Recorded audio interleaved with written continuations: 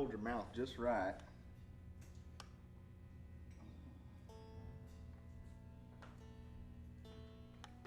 And you don't have to set them up this way, it's just the way that I set it up. I put this bottom lever, the B lever, a whole tone. So when it reaches the bottom of its throw, it's a whole tone. And I put this G lever, a half tone. So when it's at the bottom of its throw, it's a half tone. And this A lever, which is in my tuning, it's another, it's an A string, but it's the same as this one. It's a whole tone as well. And you can see the travel on that larger string is not as far. And that's the whole reasoning behind these things being at this height and this curvature is your hand is shaped like this. You know, it's a cup. So that's why your hand sits this way over these levers. And the length of them is not in the way of your pick. And it's the shape of your hand. So it's not, you know, all splayed out funny and you got to reach for it, you know. It's real natural to just set your hand over it. Anyway, I think the easiest explanation is that you can take this bottom triad, if you're using this as your open, and that makes it a 4. So, right, easy enough. So, if you think about that, if you're holding this guy in, most of my bender licks, I'm actually holding the G down the whole time.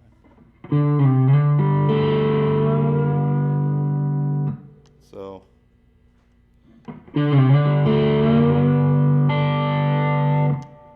and basically what that is in the octave is going to sound like this. Now,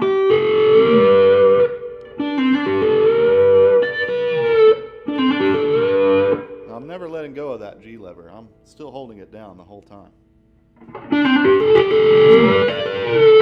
And that's what facilitates me having to use this this thumb pick too. Because if I'm holding this thing down, kind of hard to use a regular pick, right? So that's one drawback, is that to really be effective and have some speed with it, you need to use a thumb pick. So to play a 4, you're going to play a 1. To play a 5, you got to play a 2. And to play a 1, you got to play a 5. So if you can remember that. Because there's been a lot of gigs when I first started doing this where I was like, before the gig, I'm like, what key am I in? I got to take my shoes off and start counting, you know. But that's the gist of it, is if you were just looking at it from the standpoint of this being open and using these outer 2 levers, this whole tone and half tone, and we're tuned to open D here. So 3 Ds, 2 As, and an F sharp. This bottom triad goes from 1 to 4. So pretty simple, right?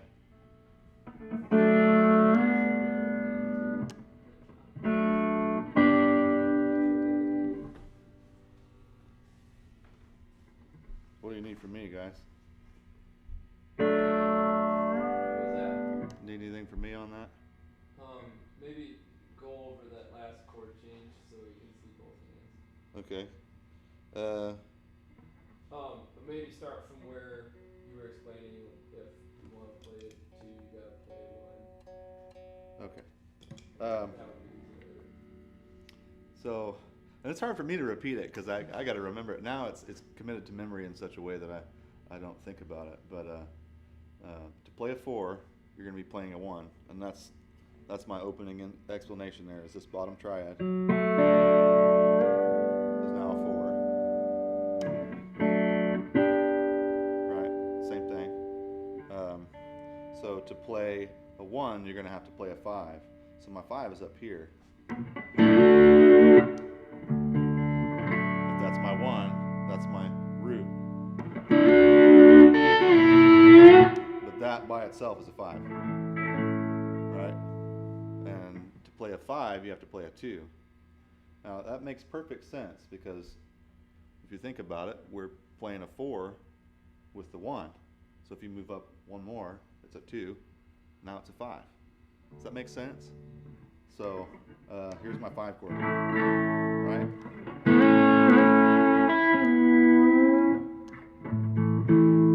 Right?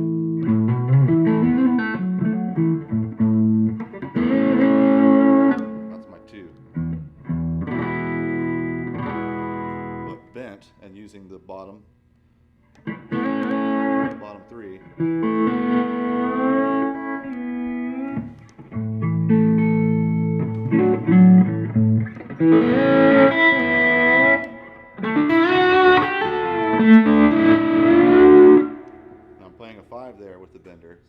to 1.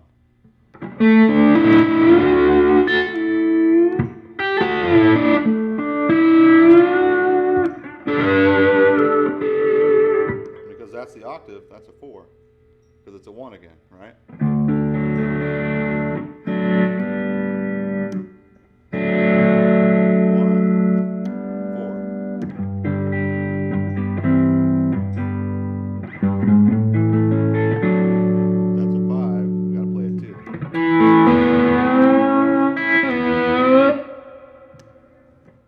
Makes sense, right?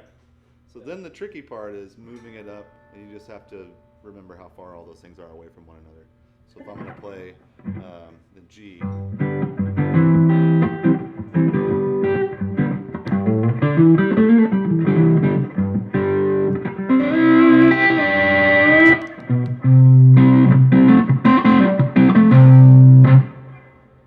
back to 1.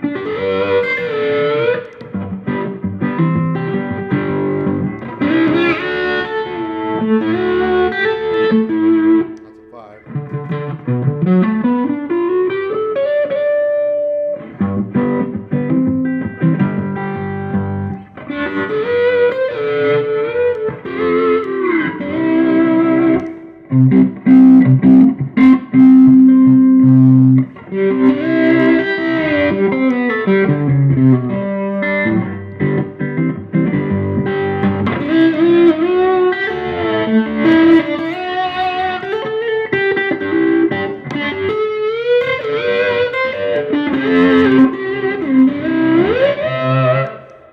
Bend it in the middle of it. Well,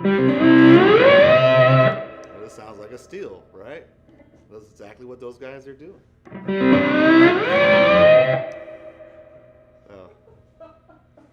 It's fun, man. Once you get the hang of it, it's a lot of fun.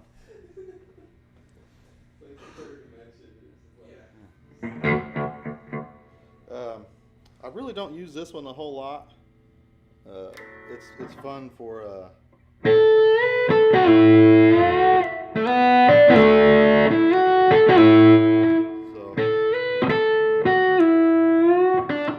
that's about as much as I use that one.